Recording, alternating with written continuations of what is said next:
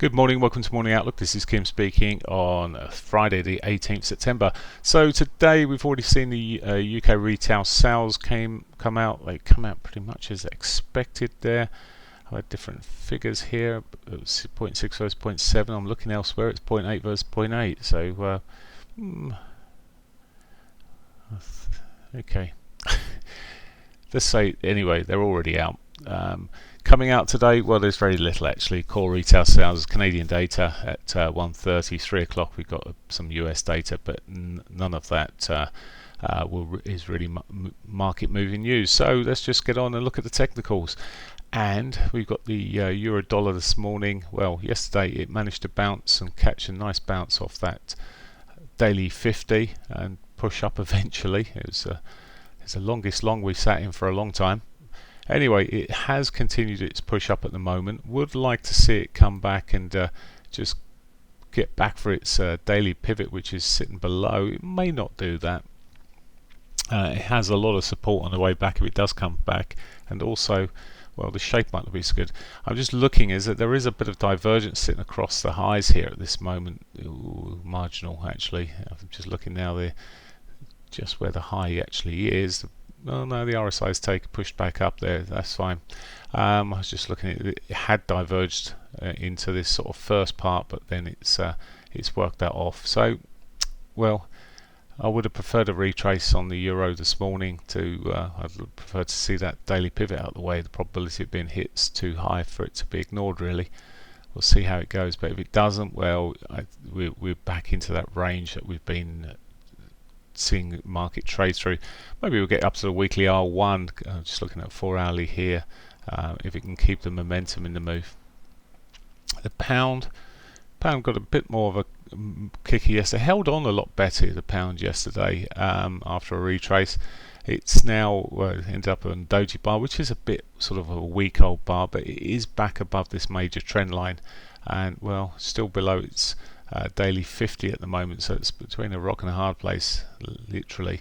Now, it did break the trend yesterday early on, didn't foul on it. As I said, it recovered today. Well, so we're on the daily pivot at the moment. It seems to be picking the more positive kickers out here. It is such a mess when you look at this 60-minute chart and you're just trying to work out, well, where's this going to go then? I would, from what I'm seeing at the moment, in the bigger scheme of things, it's still arguably high lows coming through here. We didn't really make a lower high of significance or get anything confirmed here, so really it's still a tad towards the bullish side, and we may see it kick off again this morning. Okay, dollar yen. So yen yesterday really got a move on back, and it's sort of broken or hit that sort of level, or pretty close to the levels I was originally targeting a few weeks ago. It's pretty much close to it. Let's have a look on the 4-hourlies here. Still lower highs, lower lows, and the potential really is still to the downside. It may just be going off again this morning, near enough from where it is sitting at the moment. So maybe that 104.44 area could be a reasonable target on the yen there. So it does still look very very bearish to dollar yen. The Aussie dollar here, well, it's continued to be in this whole mess of dojis, etc. It hasn't really moved much at all this week. It's been quite a dull old week. It's okay. It got a bit rangy at times. It ran into divergence in the earlier part there, dropped off, pulled back up. Range bound. It's got a daily pivot again, a bit like the euro. It's got the daily pivot sitting underneath now, which could be a draw. But at this stage, with a higher low that's confirmed at this point, it looks like it could be on back for those highs. It's not a lot of pips though. We're talking, well, I don't know, just short of 20 pips there, back towards the R1 there. That's the Aussie. Canadian dollar.